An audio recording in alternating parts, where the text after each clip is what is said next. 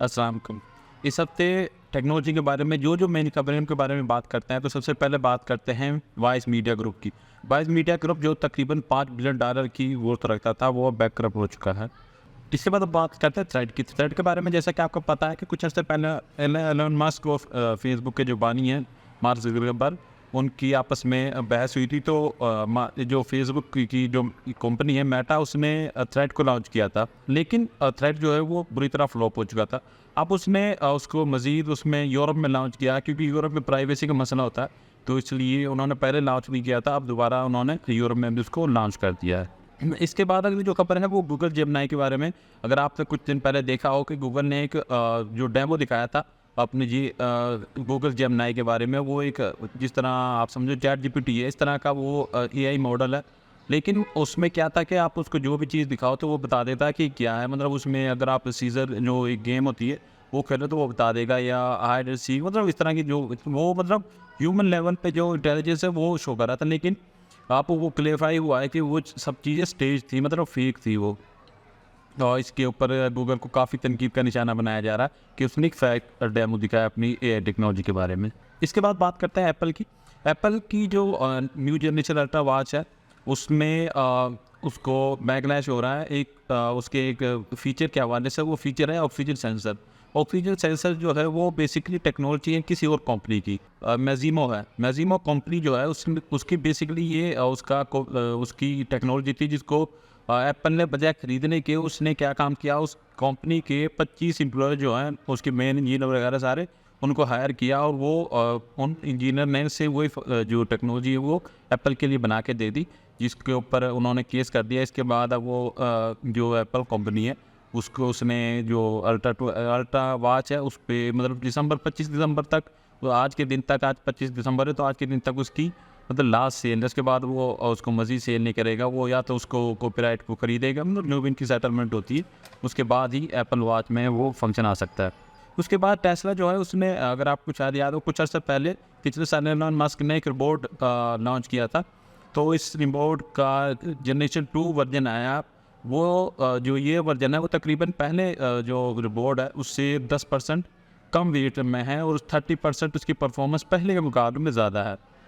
इसके बाद बात करता है यमन और इसराइल की जो इसराइल और उसकी फ़लस्तीन की जो जंग हो रही है, उसमें यमन जो है वो आपको पता होगा आजकल यमन जो है वो उसके जहाज़ हैं जो उस रेड सी से होकर गुजरते हैं, उनको निशाना बना रहा है। तो उस निशाना बनाने के लिए जो टेक्नोलॉजी इस्तेमाल कर रहा है वो ड्रोन है। वो ड्रोन तकरीबन $2000 प्राइस का वो ड्रोन है। लेकिन उसको मारने के लिए अमेरिका मैदान में आया 10 मुल्कों के साथ। तो जो अमेरिका जो मिज़ाइल उस पर फायर कर रहा है, वो तकरीबन एक मिज़ाइल जो है $2.1 मिलियन का है। तो तकरीबन उससे 36 मिज़ाइल फायर किए हैं, लेकिन उसका खातिर नतीजा अभी तक नहीं मिल रहा। उस पर काफ़ी तनकीद हो रही है कि इतनी महंगी मतलब अमेरिका में इसके बारे में काफ़ी ज़्यादा तनकीद हो रही है कि इतना ज़्यादा नुकसान क्यों कर रहे हैं इसराइल के लिए। उसके बाद बात करते हैं हवावे की। हवावे ने अभी आपको याद हो कुछ अर्सा पहले अपना मोबाइल लॉन्च किया था, M60 Pro उसका नाम। तो उसमें 7 नैनोमीटर की जो चिप है वो इस्तेमाल की गई थी। और जो लेटेस्ट उन्होंने अभी अपना एक लैपटॉप लॉन्च किया है, उसमें जो चिप इस्तेमाल हुई है वो 5 नैनोमीटर टेक्नोलॉजी पे। और ये टेक्नोलॉजी एक जदीद तरीन टेक्नोलॉजी है, क्योंकि अमेरिका ने हवावे पे बैन लगाया हुआ है, या वो कोई भी टेक्नोलॉजी इस्तेमाल नहीं कर सकता। तो इसके बारे में जिन लोगों को पता कि ये टेक्नोलॉजी में तकरीबन अमेरिका बाकी पूरी दुनिया से 10 साल आगे है, और मतलब लोगों को यकीन नहीं हो रहा। अमेरिका में जितने भी लोग हैं वो इस बात पे पहले तो उस मोबाइल पे यकीन नहीं कर रहे थे, लेकिन अब उन्होंने एक लैपटॉप भी लॉन्च कर दिया कि तो अब देखते हैं उस पर क्या रिएक्शन आता है। इसके बाद हमारे पड़ोसी मुल्क इंडिया में एआई को इस्तेमाल करते हुए उन्होंने वेदर फोरकास्ट के लिए उसको मज़ीद मतलब इन्हांस कर रहे हैं, ताकि जो सैलाब वगैरह आते हैं उनसे उनकी तबाही के बारे में या सैलाब के बारे में पहले से पेश की हुई एआई की मदद से, तो ये उसको वेदर फोरकास्ट में इस्तेमाल करेंगे। वो माइक्रोसॉफ्ट जो है वो विंडो 10 की सपोर्ट ख़त्म कर रहा है। मतलब विंडो 10 में आप जो अपडेट वगैरह देता है, सिक्योरिटी अपडेट होती है, क्योंकि कोई ना कोई